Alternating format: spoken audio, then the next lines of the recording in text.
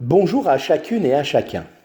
Cette semaine, j'aimerais illustrer la parole de Dieu à travers diverses paraboles ou anecdotes que nous trouvons dans un livre intitulé Reflet de la vérité. Expliquer les mystères. Un beau discoureur affirmait: Maintenant que j'ai étudié la philosophie et les mathématiques, pour moi, Dieu est un mot vide de sens. Alors, pouvez-vous me dire d'où est venu cet œuf lui demanda quelqu'un. D'une poule, naturellement. Et d'où est venue la poule? D'un œuf, bien sûr. Mais qui existait le premier, la poule ou bien l'œuf? Je pense que c'est la poule. Donc, une poule doit avoir existé avant qu'elle ait pu sortir d'un œuf. Ah non, j'aurais dû dire que c'est l'œuf qui existait en premier.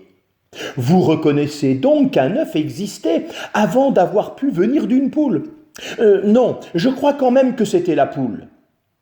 Une poule peut-elle avoir existé sans être venue d'un œuf? Un œuf peut-il être venu sans poule? Vous hésitez. Voyez qu'il y a un créateur. Vous ne pouvez expliquer l'existence d'une poule ou d'un œuf sans Dieu. Alors, comment pouvez-vous supposer l'existence de l'univers sans lui? Dieu lui-même nous interpelle par sa parole, la Bible. Voici ce qui est déclaré en Ésaïe 41 au verset 4. Qui a fait et exécuté ces choses? C'est celui qui a convoqué les générations dès le commencement. Moi, l'Éternel, qui suis le premier et qui serai encore le dernier. Un incrédule s'adressa à un paysan qui ne manquait pas d'affirmer sa foi en Jésus-Christ. Moi, je ne croirai que quand ce que je vais entendre, je pourrai le comprendre. Le paysan se gratta la tête et réfléchit, puis répondit: Dites-moi, l'ami, je ne suis pas lettré comme vous, je ne suis qu'un pauvre paysan. Mais expliquez-moi un peu ça. Comment une vache noire, qui mange de l'herbe verte, peut-elle donner du lait blanc qui donne du beurre jaune?